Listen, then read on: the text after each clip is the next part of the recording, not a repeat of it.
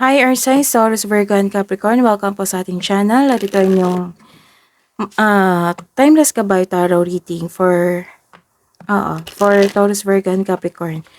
Please be reminded that this is general reading po, sa maaari kayo makarelate o hindi. Just take what resonates. Gamitin ang reading na ito bilang gabay lamang.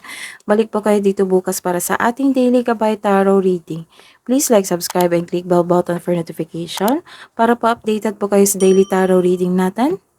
Para po sa gusto magpag-reading, maaari niyo pong makuha ang link. Nasa description box po ito.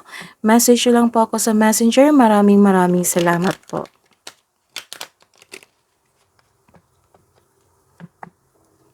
Spirits guides, ano po ang message niyo po para sa mga single at Taurus, Virgo, and Capricorn?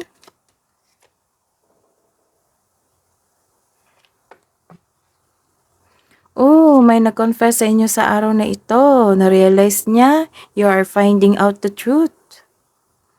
Paiba-iba yung emotion ng taong ito or sa inyo po. May naramdaman kayo sa kanya. And you are moving sa isang lokasyon. Nagbiyahe kayo or naglilipat kayo ng bahay.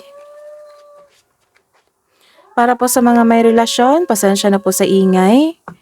Makaka-receive kayo ng financial support, child support, government support, and nagkaroon ng kasunduan dito. And you are finding out the information of this person sa inyong partner, sa inyong third person.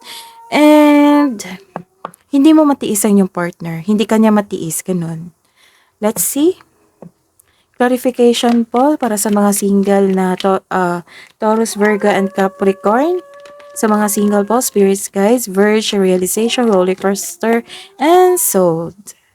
Clarification po sa card na ito.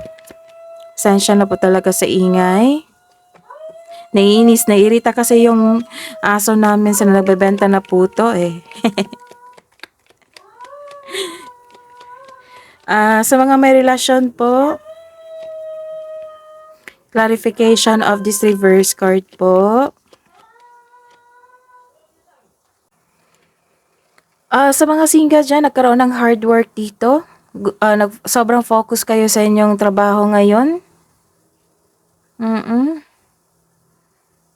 Naging hard work kayo dahil gusto mo nang masecure ang future mo. Some of you. Gusto mo nang masecure ang future mo para pagdating ng isang nakatadhana sa atin, handa na tayo. Mag-ingat din kasi may nagmanipula dito eh. Nagmanipula sa isang kaperahan, sa isang sitwasyon, sa isang tao. Some of you, hindi pa talaga kayo ready na magpumasok sa isang relasyon. This is a reverse card. Nagkaroon pa kayo ng isang difficulties in moving on. Hindi pa kayo handa, hindi nyo lubusang tanggap ang mga nangyari. This is a clarification of your first card here. Malungkot po kayo. Opo, kasi na-trigger kayo kasi dito eh. Malungkot po kayo sa mga nangyari, hindi mo lubusang tanggap yung mga nangyari. Ayun. So, the advice is move on, release your negative emotion flow para pumasok yung blessing sa buhay mo. Hidden truth, anong iniisip mo, anong iniisip niya?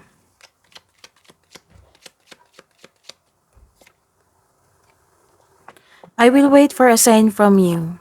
Sa mga single po ito, you and I were too young. I wonder if you're happy without me. I look for you everywhere. Sa mga may relasyon po ito. Love advice po para sa mga single.